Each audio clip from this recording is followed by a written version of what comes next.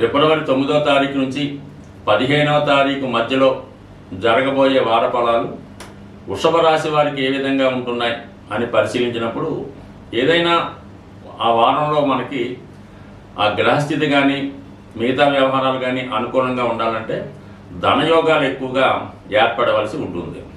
మరి ఇప్పుడు ఈ రాశి వారికి ఈ వార ప్రారంభంలోనే లాభస్థానంలో శుక్ర రాహుల కలయిక, ఏకంగా రాష్ట్రాధిపతి లాభస్థానంలో ఉచ్చస్థానంలో ఉండడం వల్ల ఏంటంటే జాతకుడు ఆశించిన దానికన్నా అధిక మొత్తంలో ధన సంపాదన రావడం జరుగుతూ ఉంటుంది.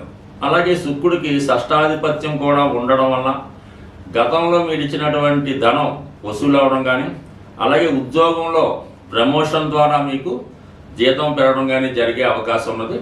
అలాగే శుక్రరాహులు కలిసి ఉన్నప్పుడు ఎలా ఉంటుందంటే మీకు విదేశంలో ఉన్నటువంటి మీ బంధువులు అవ్వచ్చు, మీ మిత్రులు అవ్వచ్చు, వారి ద్వారా మీరు ఊహించిన దానికన్నా అధికమైనటువంటి సహాయ సహకారాలు లభించే అవకాశం ఉంది. అలాగే బాగా అధికార హోదాలో ఉన్నటువంటి స్త్రీలు, అంటే మీ కుటుంబంలో ఉన్నటువంటి మీ బంధువులు అనుకుందాం, అది మీ అమ్మగారు అవ్వచ్చు, మీ భార్య అవ్వచ్చు, మీ కుమార్తె కూడా అవ్వచ్చు. అంటే శుక్రుడు వీటి కారకులు అవుతుంటాడు కాబట్టి వారి ద్వారా మీకు మీ యొక్క అవసరాలకు తగు విధంగా వారు మాట సహాయం కానీ ధన సహాయం కానీ చేసే అవకాశం ఉన్నది. సో ఏదైనా ఈ ఆర్థిక పరమైనటువంటి లాభం మాత్రం అటు విదేశం వల్ల, స్వదేశం వల్ల, వ్యక్తిగతంగా మీరు చేస్తున్నటువంటి ఉద్యోగం వల్ల ఎక్కువగా ఇది వడ్డీ వ్యాపారం, ఫైనాన్స్ వ్యాపారం చేస్తున్న వారికి అనుకూలంగా ఉంటుంది. ముఖ్యంగా ఏంటంటే ఎవరైతే నూతన ఉద్యోగం కొరకు ప్రయత్నం చేస్తున్నారో అది ఎక్కువగా ఏంటంటే విదేశ సంస్థల్లో కానీ, సినిమా రంగంలో కానీ, సాఫ్ట్వేర్ రంగంలో కానీ ఉద్యోగ ప్రయత్నాలు చేస్తున్న వారికి ఈ గ్రహస్థితి అనుకూలంగా చాలా లాభదాయకంగా ఉండే అవకాశం ఉంది. మొత్తం మీద శుక్రుడు ఓకే. ఇక ధనస్థానంలో కుజగ్రహ సంచారం ఒక విధంగా ధనం వచ్చినప్పుడు కూడా కుటుంబ అవసరాలకైతేనే, స్థిరాస్తి కొనే విషయంలో అయితేనే, ఎవరికైనా రుణం తీర్చే విషయం అయితేనే ఎక్కువగా ధనం ఖర్చు పెట్టవలసి ఉంటుంది. సో ఏదైనా కుటుంబ సభ్యుల మధ్య ఏకాభిప్రాయం లేకపోవడం, పరస్పరం దూషించుకోవడం, అధికంగా ధనం ఒకేసారి మీ కుటుంబానికి రావడం వల్ల దాన్ని పంచుకునే విషయంలో కానీ, దాచుకునే విషయంలో కానీ ఏదో విధమైన మనస్పర్ధలు వచ్చే అవకాశం ఉంది. ఇదే సమయంలో మీ కుటుంబంలో కొంతమంది వేరే కాపురం పెట్టడం కానీ, మీ కుటుంబం నుంచి విడిపోవడం కానీ జరిగే అవకాశం ఉంటుంది. బట్ ఏదైనా మీరు మీ బంధువులతో, ముఖ్యంగా మీ కుటుంబ సభ్యులతో మాట్లాడుతున్నప్పుడు చాలా సౌమ్యంగా వారికి అనుకూలంగా మాట్లాడితేనే మంచిది తప్ప ఏమాత్రం కఠినంగా, కోపంగా వ్యవహరించినా అది కుటుంబ విచ్ఛిన్నానికి కూడా కారణం అయ్యే అవకాశం ఉంటుంది. ఇక ఇంచుమించుగా మనకి ఇదే వారంలో మరి 11వ తారీఖున బుధగ్రహం దశమ స్థానంలోకి వస్తూ అక్కడ ఉన్నటువంటి శని భగవానుడితో కలిసి ఉండడం వల్ల మరి మీకైతే నూతన వ్యాపార అవకాశాలు రావడం జరుగుతుంది. చేస్తున్నటువంటి వృత్తితో పాటు అదనపు ఆదాయం కొరకు చేసే ప్రయత్నాలు ఫలిస్తాయి. అలాగే మీ నైపుణ్యాన్ని అంతా మీ వృత్తిలో ప్రవేశించడం జరుగుతుంది. దానివల్ల కొంత గుర్తింపు కూడా రావడం జరుగుతుంటుంది. బట్ ఏదైనా ఈ శని బుధుల కలయిక మీరు కొత్త వృత్తి ప్రారంభించడానికి, ఉన్న వృత్తితో పాటు వేరే వృత్తిలోకి మారడానికి కానీ చాలా వరకు వ్యాపార పరంగాను, ఉద్యోగ పరంగా కూడా కొన్ని తప్పనిసరి మార్పులు వచ్చే అవకాశం ఉంది. అది మీకు లాభసాటిగానే ఉంటుంది తప్ప ఏమాత్రం దానికోసం ఇబ్బంది పడే అవకాశం అయితే లేదు. ఇక ఇంచుమించుగా 12వ తారీఖు రాత్రి సుమారు 9:30 రవి దశమస్థాన సంచారంలో ప్రవేశించడం జరుగుతూ ఉంటుంది. అంటే సూర్యుడు దశమస్థానంలో దిగ్బలుడై ఉంటాడు. అందువల్ల ఏంటంటే ఎవరైతే ఈ రాశిలో ప్రభుత్వ రంగ ఉద్యోగంలో చేస్తున్న వారికి అధికార హోదా పెరుగుతుంది. మీరు ఏ రంగంలో ఉన్నా చాలా కఠినంగా వ్యవహరించడం జరుగుతూ ఉంటుంది. కొంతమందికి ఏంటంటే ఏదైనా ప్రభుత్వ సంబంధించిన పనులు మీకు కావాల్సి ఉన్నా, ఏదైనా ప్రభుత్వంలో ఉన్నటువంటి పదవి కొరకు ప్రయత్నం చేస్తున్నా ఈ సమయంలో ప్రభుత్వం మీకు అనుకూలంగా వచ్చే అవకాశం ఉంది. సరే, ఆదాయ వనరుల్లో కూడా మీకు ప్రభుత్వ పథకాలు అనుకూలంగా రావడం కానీ, ముఖ్యంగా విద్యార్థులకి స్కాలర్షిప్ లాంటివి రావడం కానీ, వారి యొక్క విద్యకు తగిన ప్రతిఫలం రావడం కానీ జరిగే అవకాశం ఉంది. ఇక్కడ ఈ రవి బుధులు బుధాదిత్య యోగ ప్రభావం ఏంటంటే జాతకుడు ముఖ్యంగా ఇది విద్యార్థులకి లాభసాటిగా ఉంటుంది. శని బుధుల కలయిక వల్ల అంటే వ్యాపార వర్గంలో ఉన్న వారికి లాభసాటిగా ఉంటుంది. మొత్తం మీద దశమ స్థానం, అటు ఏకాదశ స్థానం, అటు ధనస్థానం ఈ వారం అంతా మీకు అనుకూలంగా ఉండడం వల్ల చాలా వరకు వారం అంతా చాలా బిజీ కార్యక్రమాల్లో పాల్గొనడం జరుగుతూ ఉంటుంది. అలాగే రాశి యందు గురువు ప్రస్తుతం రుజు మార్గంలో ఉండడం వల్ల ఏదైనా మంచి కార్యక్రమాలు మంచి ప్రయత్నాలు మీకు అనుకూలిస్తాయి.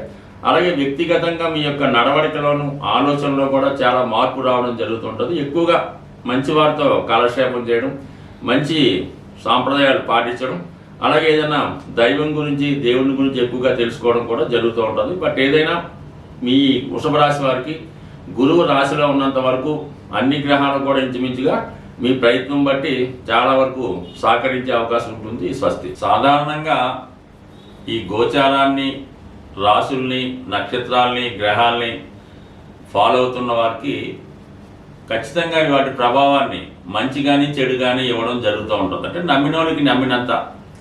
ఏదైనా ఆ గ్రహానికి సంబంధించినటువంటి పరిహారం చేసుకునేటప్పుడు ముఖ్యంగా ఇప్పుడు ఈ మాఘమాసం అన్నది ఏంటంటే మీకు ఎటువంటి ఫలితాన్నైనా చాలా శీఘ్రంగా తొందరగా ఇవ్వడం జరుగుతూ ఉంటుంది. ముఖ్యంగా ఈ నెలలో ఎక్కువగా ఎవరైతే చాలా ఆర్థిక పరమైనటువంటి ఇబ్బందుల్లో ఎదుర్కోవడం జరుగుతున్నది అనుకున్న వాళ్ళకి అంటే బాగా ఫైనాన్షియల్ స్ట్రెస్ ఉంటుంది, ఏ పని చేద్దామన్నా ముందుకు వెళ్ళలేకపోతుంటారు. అటువంటి వాళ్ళకి ఏంటంటే ఒక గొప్ప రెమెడీ మీరు ఏం చేస్తారంటే ఏదైనా ఒక 3 సంఖ్య వచ్చే విధంగా ఒక 3 కేజీల 300 గ్రాముల లేదంటే 3 పిడికెళ్ళ అటుకులు తీసుకోవాల్సి ఉంటుంది. అంటే మామూలుగా ఈ పేపర్ అటుకులు అవి కాకుండా మరి పూర్వకాలంలో ఉన్నటువంటి అటుకులు ఒక 3 సంఖ్య వచ్చే విధంగా 300 గ్రాములు తీసుకోండి.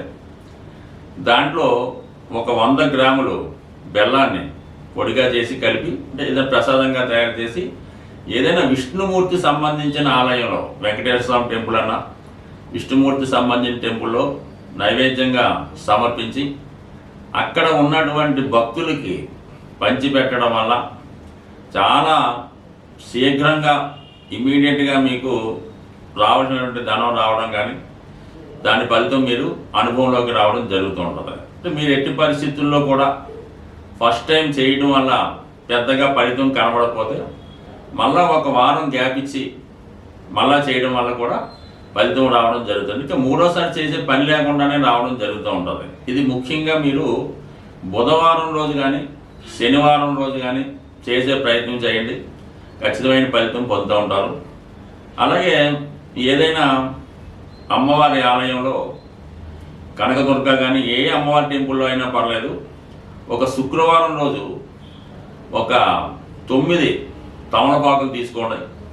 9 తమలపాకులు కలిపి ఆ తమలపాకులతో పాటుగా ఒక దానిమ్మ ఫలం మంచి రౌండ్గా ఉన్నది, ఎటువంటి మచ్చలు లేనిది, చాలా ఫలది మంచి ఫ్రూట్ఫుల్గా ఉన్నదాన్ని అమ్మవారి ఆలయంలో తమలపాకులతో కలిపి శుక్రవారం కానీ మంగళవారం కానీ ఇచ్చి మీ మనసులో కోరుకోవడం వల్ల కూడా మరి తొందరగా మీకు సంపద చేకూరే అవకాశం ఉన్నది. ఈ విధంగా చేయడం వల్ల అలాగే కొంతమంది అవకాశం ఉన్నవాళ్ళు మంగళవారం రోజు సాయంకాలం పూట అంటే సాయంకాలం 6 నుంచి 7 గంటల మధ్యలో 8 గంటల మధ్యలో ఏదైనా హనుమాన్ ఆలయంలో హనుమాన్ టెంపుల్లో 6 గులాబీ పువ్వులు స్వామివారికి సమర్పించడం వల్ల కూడా తొందరగా మీకు ఏదైనా ఓర్పు సహనంతో చేయవలసి ఉంటుంది. ఏ పరిహారం అయినా ఒకే సమయంలో నమ్మకంతో చేయవలసి ఉంటుంది.